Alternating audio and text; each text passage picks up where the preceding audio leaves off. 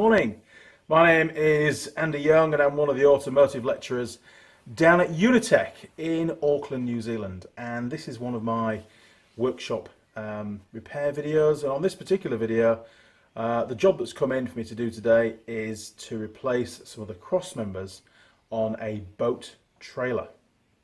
Now obviously boat trailers spend a lot of their time going in and out of the sea, and the salt water gets inside the box section and it corrodes the box section from the inside out. So maybe it doesn't look too bad for a few years, the galv on the outside looks fine, but believe it or not, on the inside of the box section, that salt is busy eating away at the substructure of the superstructure of the actual vehicle. And all of a sudden, hey presto, we get rust marks on our galv. What's going on? Give it a paint, won't go away, it keeps going back. And that's because the rust is usually on the inside of the box section. And the box section is getting really thin.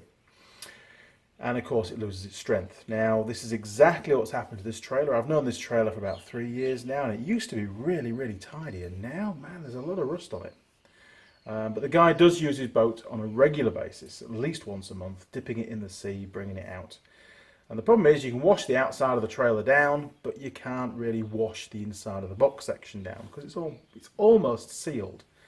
One of the problems is that this box section, when they send the finished trailer away to be galvanized, hot galv dipped, each section of box section has to have a hole drilled in it to allow the expanding air when the box section heats up to escape. Otherwise it can distort the box section. Of course it twists the chassis of the trailer. I once saw a Land Rover chassis that had really badly twisted after somebody had it galvanized.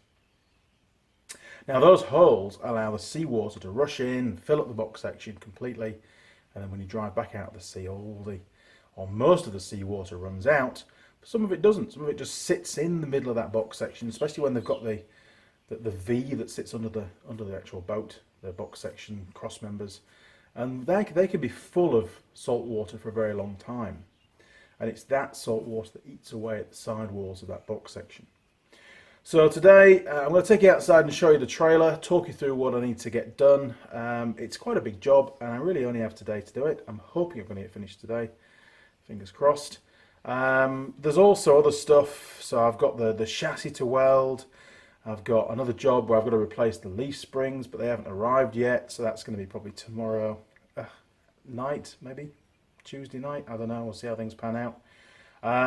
He also wants, once the welding's finished, we've got the whole chassis to clean up, remove any remaining surface rust, and we've got the whole thing to paint. So that's probably going to be another video just doing that. So yeah, there's probably 15-20 hours work to do on this particular trailer, which is going to result in 3 repair videos. We'll see how things go. This video is going to cover the replacement of the cross members, the 2 cross members on that boat trailer, and it's probably going to be quite a long video because there's quite a lot of work involved. Okay, here we go. Okay, so this is the boat trailer in question, and a couple of years ago I fitted these I don't know, guides you'd call them, for when he's putting the boat back on the trailer. But if you look down here on the rear cross member, we've got a little bit of rust up here. That's not too bad, but when you get down here, you look underneath there, look, that is pretty bad.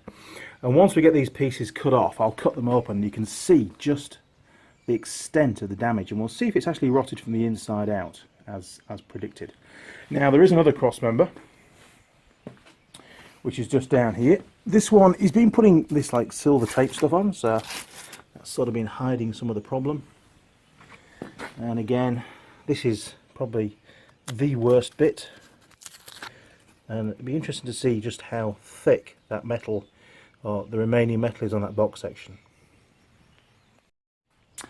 Okay, so we've got the rear cross member and the front cross members both to replace.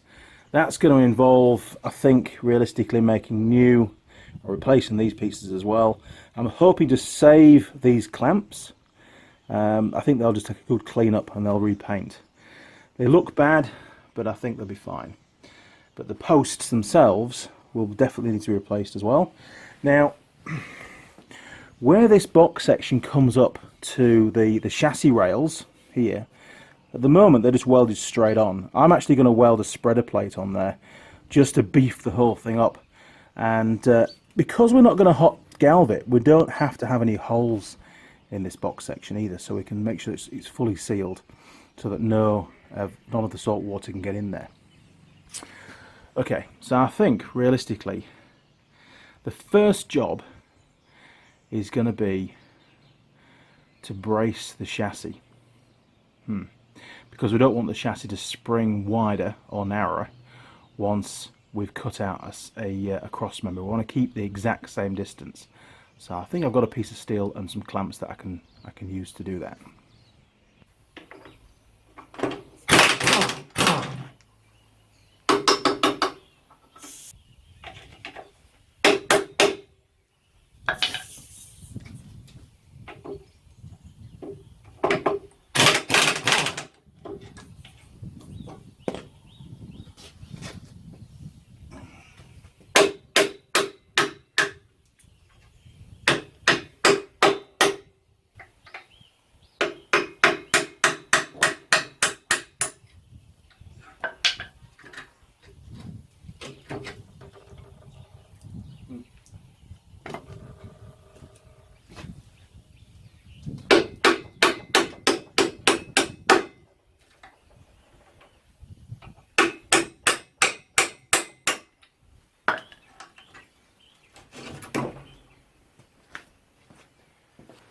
I think whilst we're on, we'll do the fronts at the same time. Get everything out of the way. So corroded.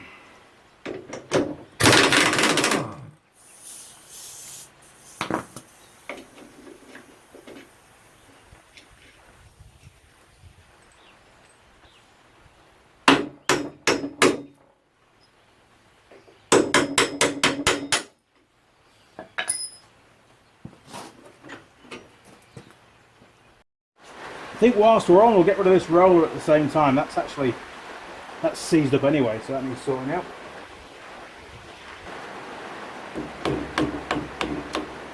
Wow, look at that.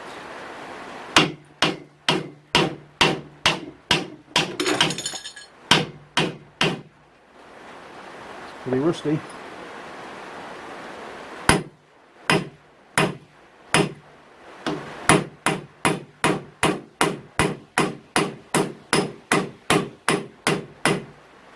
Jeez.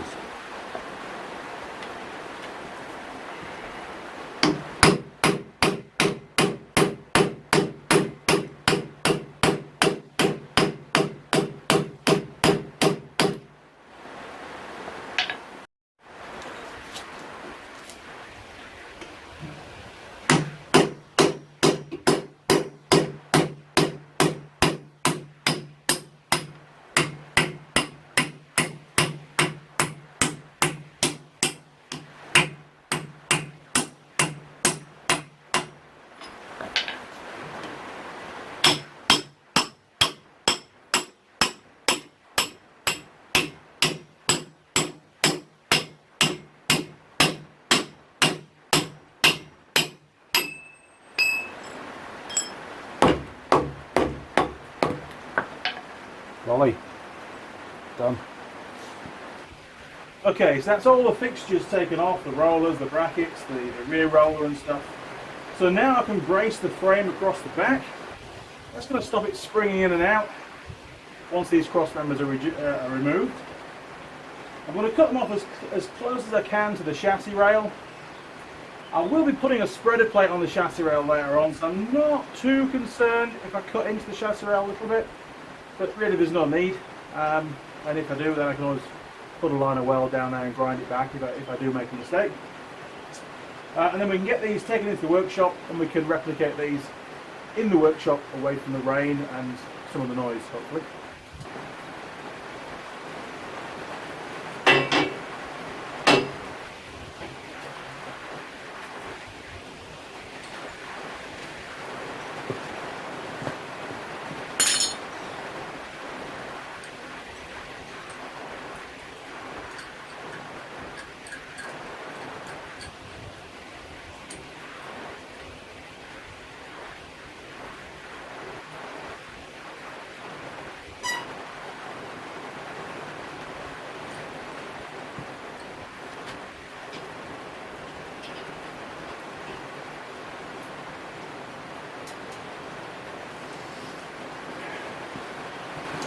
I'm just going to mark these with a paint pen, just in case these clamps slip due to the vibration when I'm cutting out the original mounts, the original cross members. We really do need a reference and we don't want to lose that.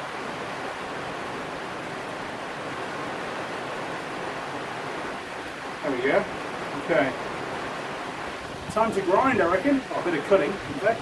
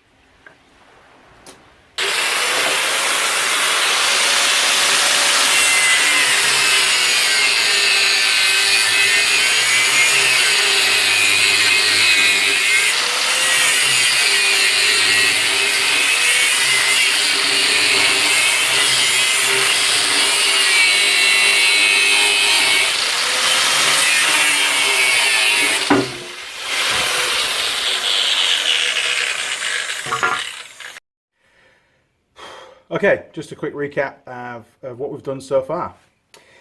Remove the rollers and the roller brackets on the little wheels that the boat runs on. We've removed all that from the chassis. We removed the rear roller, that pin that I was tapping out. And now I've cut out, before we did that we braced the chassis so it couldn't flex either way once we'd removed the cross members. Once it was braced, I was able then to use a slit disc, that's these things here. Really, really good and very accurate and super thin. So if you're going to be cutting any kind of chassis work, you want to get some of these. This one's called a thin cutting disc by Camel Grinding Wheels. I find the German ones are about the best. I don't think this is German. It's alright. It works. German ones, perfect. And I was able to cut out quite accurately the two cross members. And I've got those here in the workshop now. But whilst it's not raining, I'm just going to go back to the chassis and clean up the remaining bits of box section and weld that are on those two chassis rails. I'm also going to mark, using the slit disc before I cut it out, before I grind back, the exact center line of each of where the cross members join the chassis, because I don't need to worry about measuring stuff on this. I'm going to be putting things back, the new pieces, exactly where they came out. So if there's a slight mismeasurement on its production, then it's going to be the same when I rebuild it. And the reason for that is the boat sits fine on the trailer at the moment. So I don't want to start changing things, because then you can get into a whole catalogue of problems. You might find the guy that made the trailer changed something else to compensate for a mistake. So if I make the trailer square, exactly square, then we might also find I've got to make up for some other issues that are on that trailer as well. I don't want to get into that. That's not what the job's about. So I'm going to go outside. I'm going to just you'll see we put a little mark line above on the chassis rail where each of those box sections lines up with the chassis rail. And then I'll change the disc to a grinding disc, big thick disc, and I'm going to grind back the remaining welds and clean off some of that galv, because you can't weld to galv, to get some nice clean metal. Once all that's done, then that's prepared.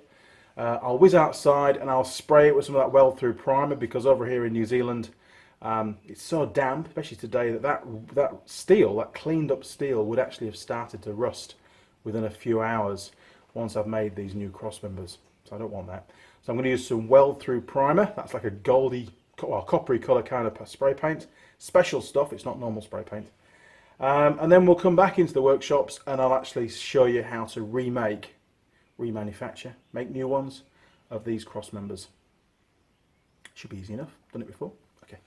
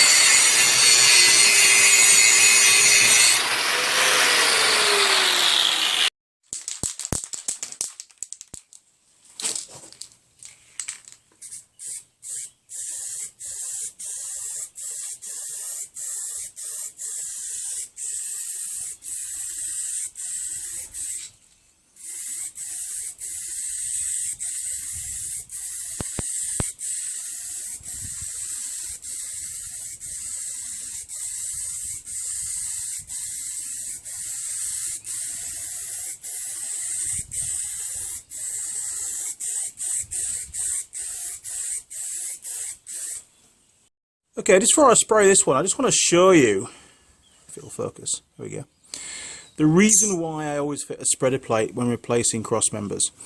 And you can see here, this is where the old cross member was welded on. And if I just move the camera so we're looking down, I'll just put a ruler just against that. Can you see the gap? There you go, look. See the gap behind the ruler? All that metal has corroded away, which means realistically there's very little strength left on this whole section of chassis rail. This really is very, very thin. You can probably tell the difference if I tap it actually. See the difference? That's probably about no more than 1 mil thick. This stuff, 3 mil thick. So we need to put a spreader plate basically around there onto the chassis before we weld the new box section on for the cross member. Otherwise we've got a huge problem because that's really weak and the trailer won't be anywhere near as strong as it should be.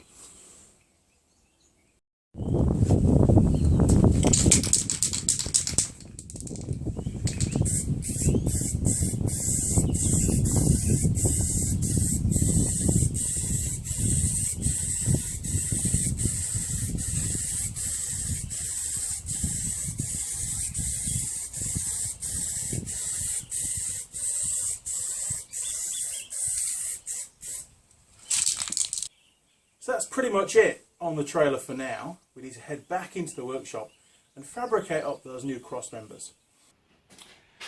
Okay, so we've got the old cross members removed. This is the rear one because it's got the extra bracket for the roller that goes on. And we need to basically make some new ones, don't we? So I've got some new steel here. Some new box section, same thickness and everything. This is what it should look like when it's new. So really the only thing we've got to concern ourselves about is the actual angle that this box section comes down at. And we can work that out pretty easily. Shouldn't be a problem at all. Okay, action stations.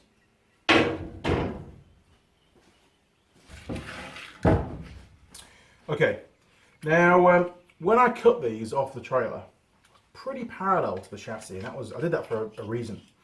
So that I can actually just copy the angle, clean off the end of here onto the new box section. And to do that, I'm going to use one of these sort of rudimentary angle storage devices. Really cool. And they've got a little wing nut on the back.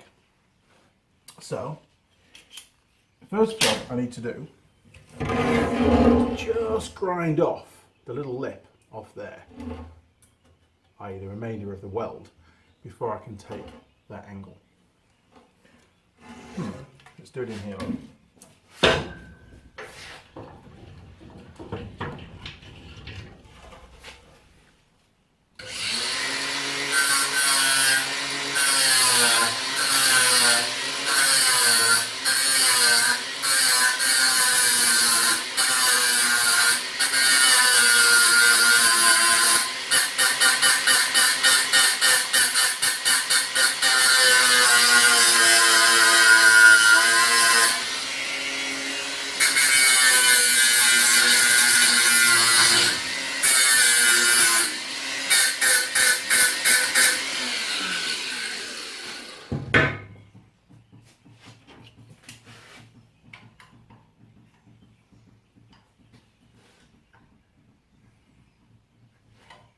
There we go. So we've got the angle now. We can just transfer that straight onto the new box section. And the angle is going to be exactly the same, just the other flipped up the other way for the center to get when those two bits of angle come down. Now I'm not actually going to cut the angle in the middle completely. I'm just going to take out a triangle and then bend it up and put a weld line around it. And then we're going to grind it back, and then we're going to put a little bit of a spreader plate on there because we're going to make this super strong so it never has to be fixed again. Okay, so we've got the angle off the end of the cut off the old cross member, and that angle basically I'm going to find the center line of this box, the center point, which is exactly 1 meter. I'm going to mark that on there, and we're going to score it round using the square. There we go. Now this is the top of the box, this is the bottom, and it's basically going to bend in like that. So if we get our angle and just line that up with the end of there, with the vertical, and score there, flick it over and do the same on that side.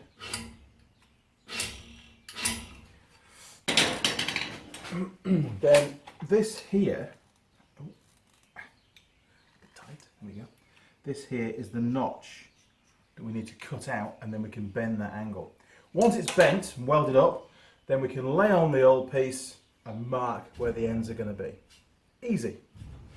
Simple way of doing it.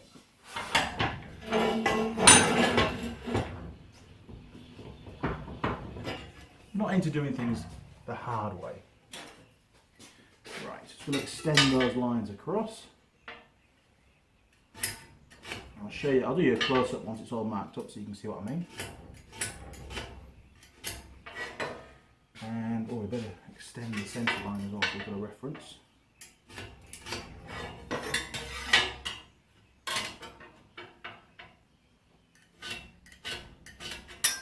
There we go.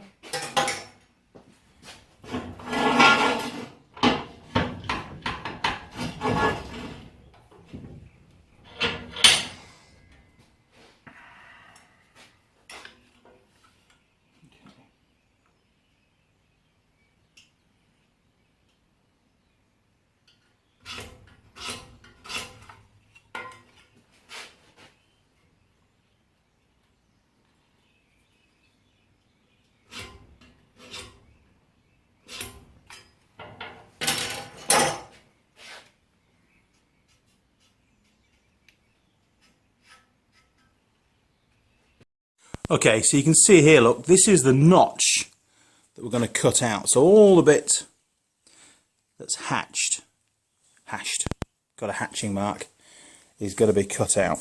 That whole piece there, look. If I show you here, this is the angly bit, and you can see how that lines up on there, look. Okay, and then again for that side there. Easy, and all I've done is extend the lines over the top and do the same again on that side there. So I'm going to cut that out now with a slit disc, bend this, double check the angle's correct, and then weld it up.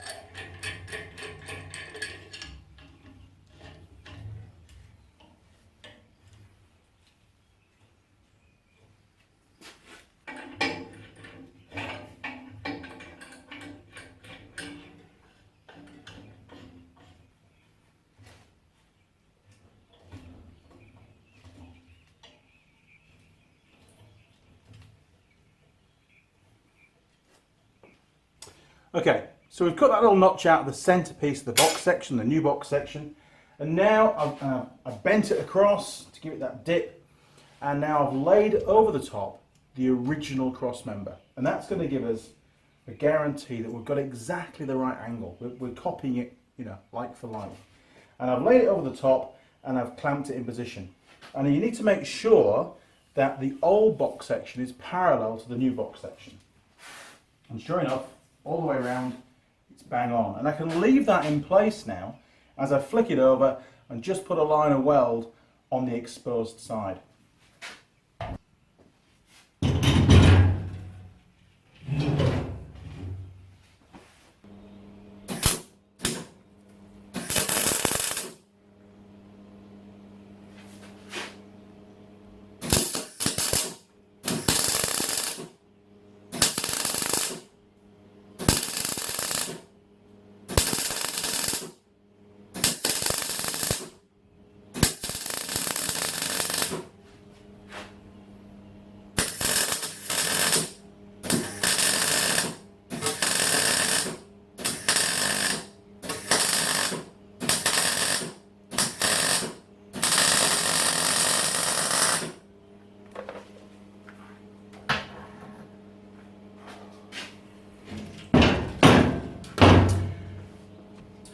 Okay, so while it's still clamped together, I'm going to mark where the ends are. And I'm also going to mark where these posts are really as well. We can mark them up more accurately later on. So I'll have one there, and we'll have one there. Cool. Okay, so now I can take the clamps off. And we can get rid of, because we don't need it anymore, the old cross member. That's completely finished now. Well, until we cut these bits off at least.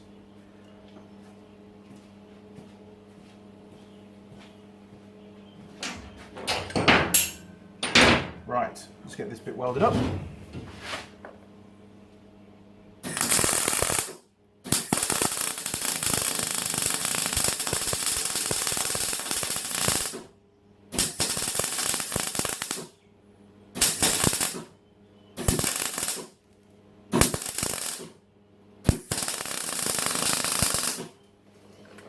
Cool. Okay, now we're going to put some plates over this joint, because this is the weakest point on the trailer. This is where any moisture that gets inside this box section is going to sit, and this is where it rots out. So I'm going to make a little plate that sits, essentially a spreader plate that sits over there, and it comes in at an angle in the middle, and we can get a decent line of weld. Maybe it's going to come back, you know, 150 mm either side of that joint, and we'll do that on both sides. And that's why I've done quite a flat weld, because I'm going to have to grind that flat anyway to fit that plate. So I'll make those plates now, and we'll get this one finished.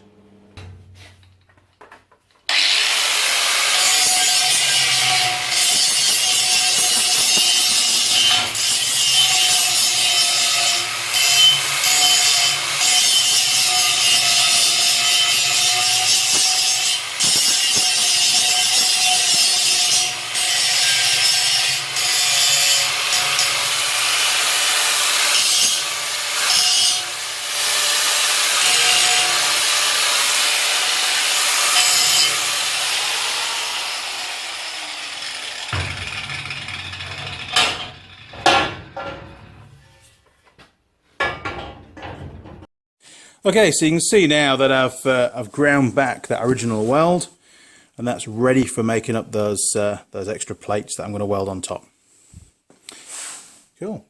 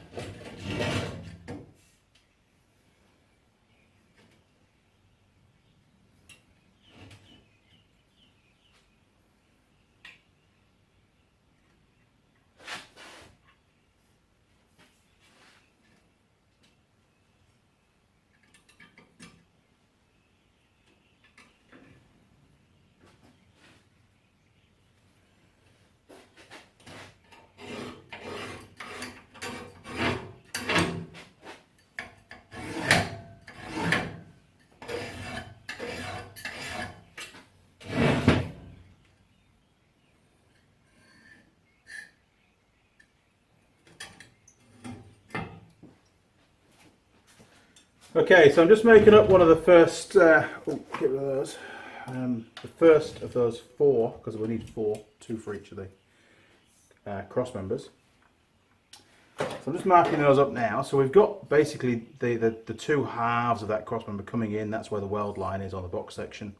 But I don't want to finish it ragged like that. I want to have a nice neat finish to it.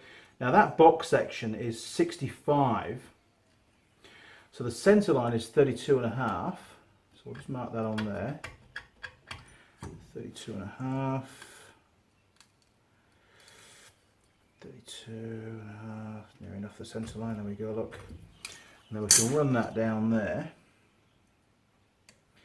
And that's going to give us a point that we can bring these both into.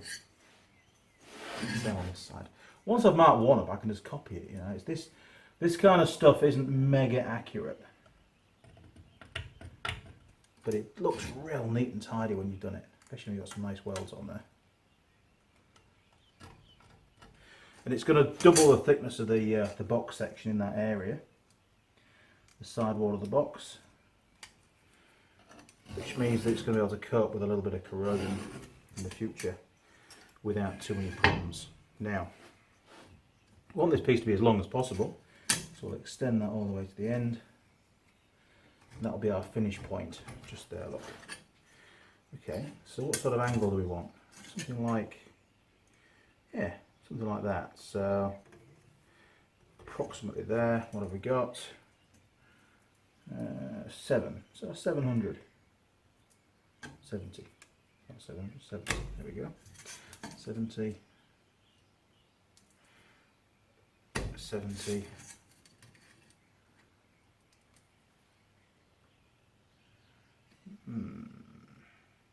Yeah, 70. And 70. Okay, and all we need to do now is join at that point at the end with that. And those will be our cut lines.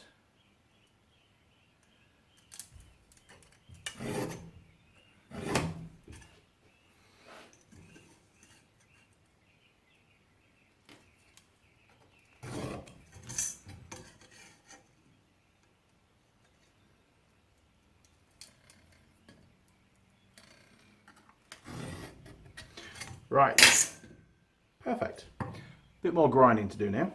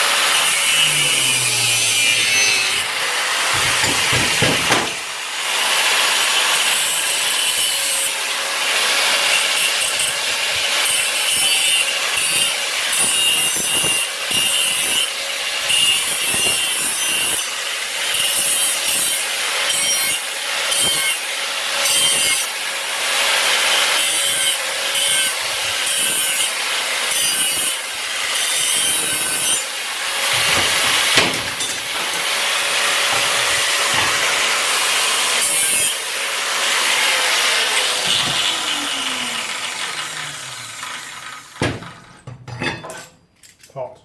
Right. Okay, so that's one of those plates done. This is now a template, so all I need to do is copy this 3 more times out of these bits that I've already cut out. Well, that's easy enough, isn't it? Okay, so I won't bother filming that bit. I'll see you once I've done that. Have a coffee. Okay, so that's all 4 of those plates now cut. We don't need 2 of them just yet, so we'll put those up there. I'm going to weld these 2 onto the box section, a bit like that, just to beef it up. So stand back and prepare yourself for welding.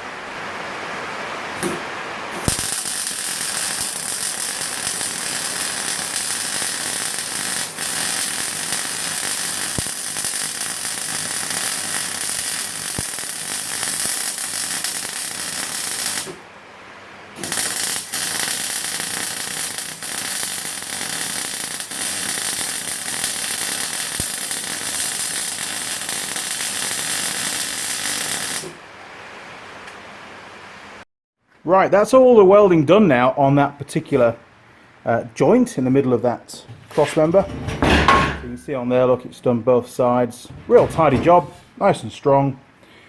So now, all we need to do is cut these down to length, and I'm sure I did put a mark, maybe on the other side, have a look. Oh, there we go, look. So we've got a mark there, and a mark just there, look. So I need to get those cut down, and then I've got to make those little leg bits. Well, it's a cracking day outside. It's pouring rain. I'm glad I'm in the garage at the moment. Now, this is the cross member that I've just welded up, and the centerpiece is all finished now. All I need to do now is cut the length down on either end, and I've already got the marks there, so I'm going to cut that now. And then once that's done, we're going to make those little sort of mount things for the wheel brackets to fit onto. And then this one will be complete. Hey!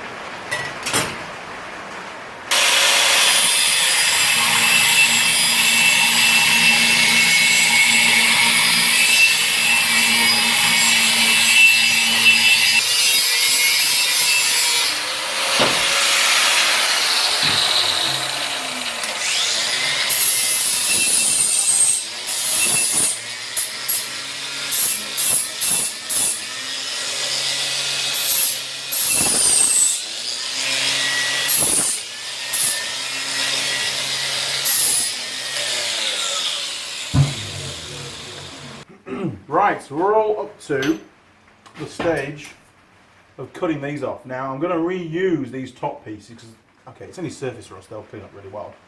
But I'm going to replace these little pillars here. So I'm going to cut these off, clean them up, and then cut some box sections the right length. 65mm, I've measured it, 30 by 30 box, 3mm wall, and clean these up, and then we'll weld the whole thing up, and then that one cross member will be finished. Cool.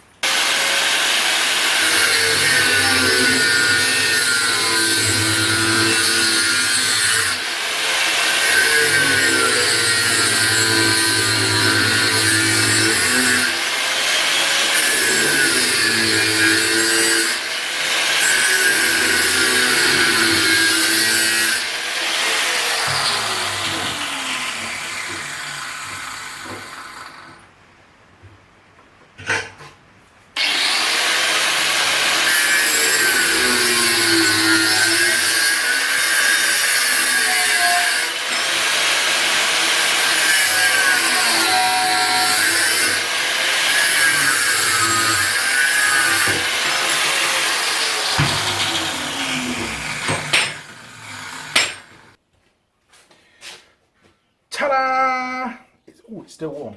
There you go. That's one cross member. This is the front cross member made, and it's pretty much ready to weld in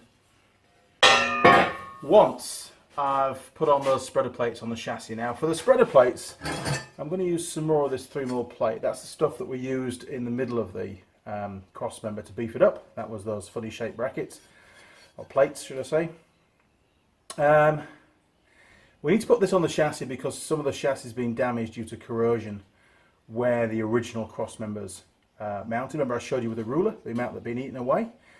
Now I'm going to be putting on a piece that's 70mm tall, which is 5mm more than what the box section is. And the reason for that is this box section meets the chassis rails at an angle, which means it actually sits slightly proud. So the spreader plate will be also slightly proud, and then this will have a full plate to make contact with. Be a much better weld, much stronger. Right, I'm going to crack on and make the other one of these. I'm not going to do it to camera because I'm going to run out of light, but it's identical. It's exactly the same as what I've just done. The only difference is there's two more little plates at the back for that roller. And then once that's done, we'll get the spreader plates welded on the chassis, and then we'll get these welded into place. Okay, so you pop off, go and watch a movie, whatever, and then come back in about an hour and a half's time, and I should have this the other one finished. All right, see you later. Right, it's been a busy afternoon. Oh, look at that, grease on the nose, everything. Okay. Right, that's the front one, which you saw earlier on, finished and now cleaned up, and that's ready to weld onto the trailer, onto the chassis. This one is the other one, the one that you didn't see me make. So I hope you enjoyed your movie. I've been working hard, and this is the rear new cross member with the little brackets at the back for the roller as well. Hopefully I'll weld it on the right way around. Identical to the other one, just has those little lugs. So they're both, geez, sorry about the noise. Right, they're all made up, and because I was on a bit of a roll, I also made the spreader plates. Now this is 70mm by 100, 5mm thick. I was going to use 3mm spreader plates originally. It's not enough. No, 5mm, much better. So I might have to grind little bits off the ends of the cross members to get them to drop into place. Hey, that doesn't take long. Do that in situ. So the first job is to go and weld all these spreader plates onto the trailer chassis, onto those, you know, the chassis rails, we call that, the ones that run front to rear. And I've drawn a centre line down, and that centre line will line up with the notch that I cut into the chassis rail when I was taking everything off. It's getting dark outside. I have to finish this today, so I'm going to try and set some lights up so you can see what's going on. Basically, most of it's just welding anyway. The important part of this job was actually showing you how to make the new cross members with the correct angle and so on. But you're welcome to join me for the rest of it. I'll get the tripod set up outside, and well, you can watch me do a bit of welding in the dark. Here we go.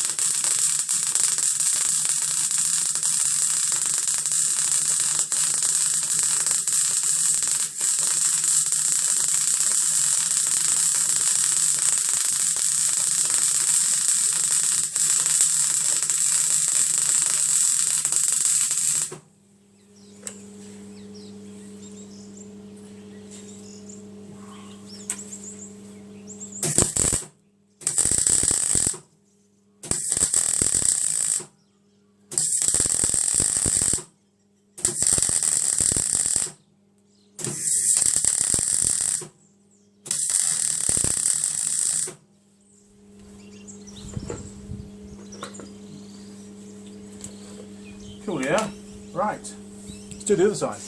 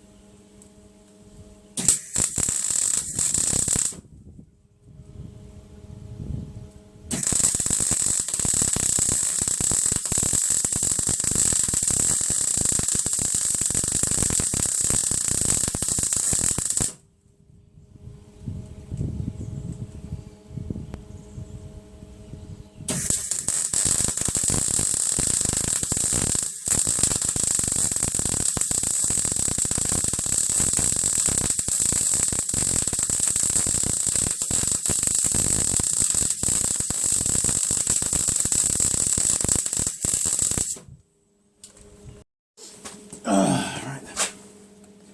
Are we square? Yes.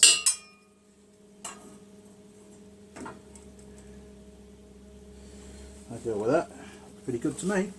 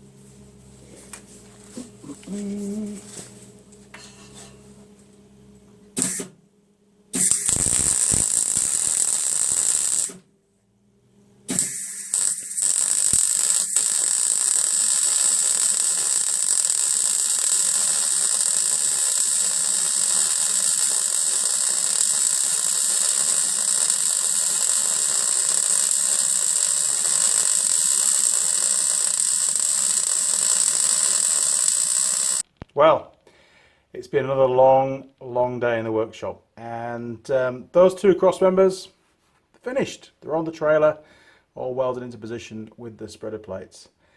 And it's been so wet today that, well, I ran out of time. I didn't have time to put the galv on, so I have found some old aerosol cans of paint and just covered them in something just to stop the rust starting on them, because I spent ages cleaning those up. I wanted them to look really nice.